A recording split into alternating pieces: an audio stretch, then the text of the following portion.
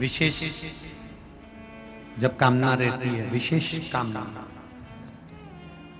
आज आपका मन कर गया 108 चावल के दाने मेरे को शिव जी को चढ़ाना है, 108 चावल के दाने मुझे आज शंकर भगवान को चढ़ाना। विशेष आज आपके मन में कोई मनोरथ बड़ा है, कोई कामना बड़ी है और बाबा से आपने विनती करी कि मेरा ये कार्य अटक रहा है, आप पूरा करोगे, मुझे विश्वास है। 108 चावल के दाने चढ़ाना है। आपने चंदन लगाया, हाथ की हथेली पर 108 चावल के दाने जो घर से गिनकर लेकर गए हो उसको हथेली में रखा।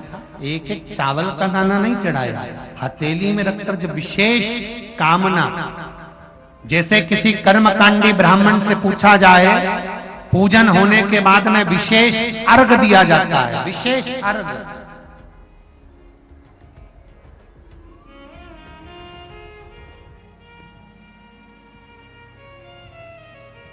उसी तरह विशेष कामना के लिए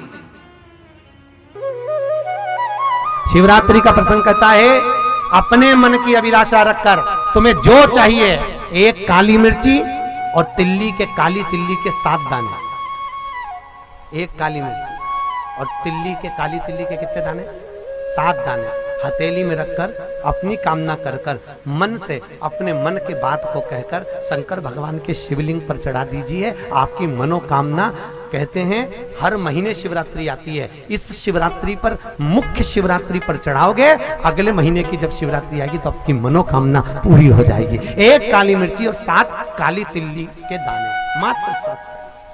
महाराज, जिसके घर में क्लेश रहता हो, बहुत ज्यादा लड़ाई झगड़े हो रहे हैं, सास बहू के झगड़े, ना बहू कुछ सुनने को तैयार ना सास सुनने को तैयार, और घर में बेचारे पुरुषों की आफत, यहाँ भाई भाई झगड़ रहे हो, सास बहू में झगड़ रही हो, कुछ मत करिए।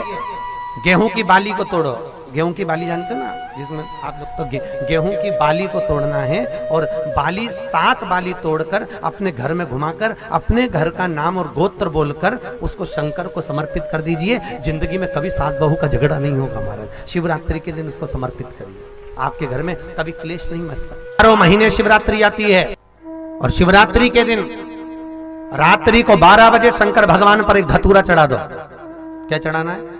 जम के बोलिए जरा, धतूरा। ये शंकर भगवान को धतूरा चढ़ा दो।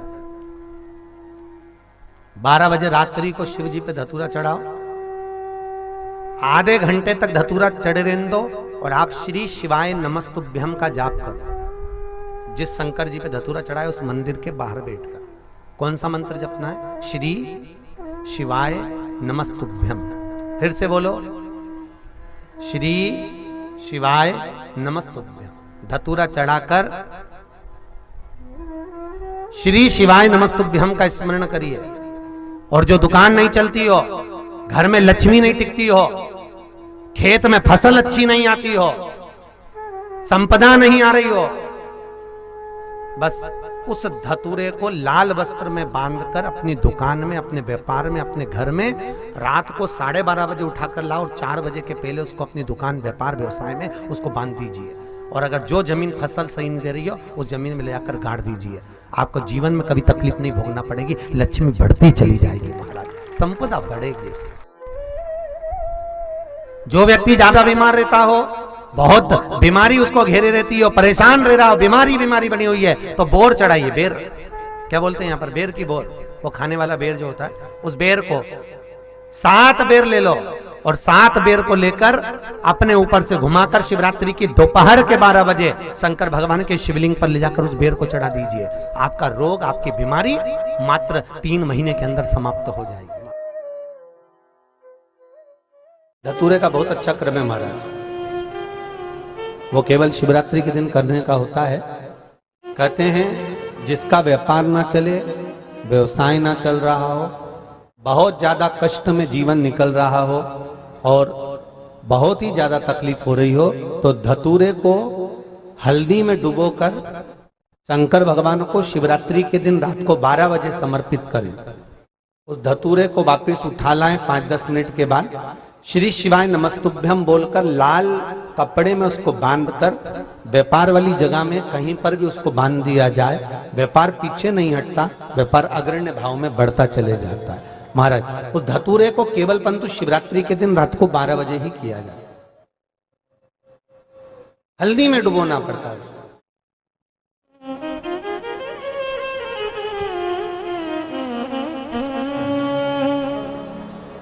यही प्रमाण एक क्रम में और है महाराज जी। लिंग पुराण कहती है, मान लो किसी व्यक्ति को कोई एक भारी बीमारी हो गई, बड़ा रोग हो गया, और वो रोग डॉक्टर कह रहा है कि ये ठीक नहीं होना है, बहुत तकलीफ उसमें है और कष्ट ही कष्ट है, वो ठीक नहीं हो रहा, दवाइयां लग रही, गोलियां खा रहे हैं। तो महाराज उसका भी वर्णन है। 7 धतूरे, कितने धतूरे लेना है? 7 धतूरे। कोई सी भी शिवरात्रि से मतलब महीने में एक बार शिवरात्रि आती है, प्रत्येक महीने आती है। किसी भी शिवरात्रि के दिन 7 धतूरे लेकर, एक धतूरे में मौली, लच्छा, नाड़ा लपेटकर, चंद्रमौली भगवान का स्मरण कर उस मौली को लपेटकर 6 धतूरे में हल्दी लगाकर शंकर भगवान की जो जलाधारी है, जलाधारी में आपको पहले भी वर्णन किया है, शंकर भगवान का ये शिवलिंग है, ये जलाधारी है, ये भगवान का जल निकलने का स्रोत, चरणारविंद का भाव। शिवलिंग जहां रखा हुआ है ये पार्वती जी का हस्त कमल है, जो ये गोल भाग है ये पार्वती का हस्त कमल है, जहां शिवलिंग रखा है। जहां से जल नीचे गिरता है उसके सीधे भाग में श्री गणेश जी महाराज का स्थान है, उसके उल्टे भाग में श्री कार्तिकेय जी का स्थान है। जलाधारी के सामने एक मोटी सी लाइन होती है, कहीं सांप बना होता है, कहीं स्थान बना होता है। जो मोटी सी लाइन है ये शंकर भगवान की सबसे छोटी लड़की अशोक सुंदरी का स्थान है। जलाधारी के ऊपर जो 3 टेकी लगी है ये भृगु ऋषि का, भृंगी गण का स्थान है। इसके ऊपर जो कलश है, कलश में जो पानी भरा जाता है वो पानी जो बूंद बूंद नीचे गिरता है ये शंकर भगवान की 5 लड़कियों का स्थान है। जया, विषहरा, सामरीबारी, धोतली और देव, ये 5 लड़कियों का स्थान है। शंकर भगवान का संपूर्ण परिवार शिवलिंग के सामने से, जहां से जल चालू होता है गिरने के लिए नीचे की ओर जब जल जाता है, उस स्थान पर भगवान शंकर के सारे गणों का स्थान है। फिर जब जल बहकर सामने की ओर जाता है, जितनी दूर तक जल जाता है उतनी दूर तक भगवान शंकर के उस जल भाग को ग्रहण करने के लिए 33 कोटि देवताओं का स्थान है। इसलिए उस जल को हम लांघते नहीं है, क्योंकि वहां 33 कोटि देवता विराजमान रहते हैं महाराज। तो जो बीमारी डॉक्टर ने बता दी और बहुत बड़ा रोग हो गया और शरीर में कष्ट है, ठीक नहीं हो रहा, चाहे लीवर से जुड़ा हो, चाहे किडनी से जुड़ा हो, चाहे कैंसर से जुड़ा हो, और मान लो शरीर में कहीं गांठ भी हो गई है और वो मिटी नहीं रही हो, तो महाराज निवेदन है 7 धतूरे, एक धतूरे पर मौली लपेटकर वो शंकर जी के शिवलिंग के ऊपर चढ़ाना। 6 धतूरे, उसमें से एक धतूरा भगवान श्री गणेश जी का स्थान, दूसरा धतूरा श्री कार्तिकेय जी का स्थान, तीसरा धतूरा अशोक सुंदरी का स्थान।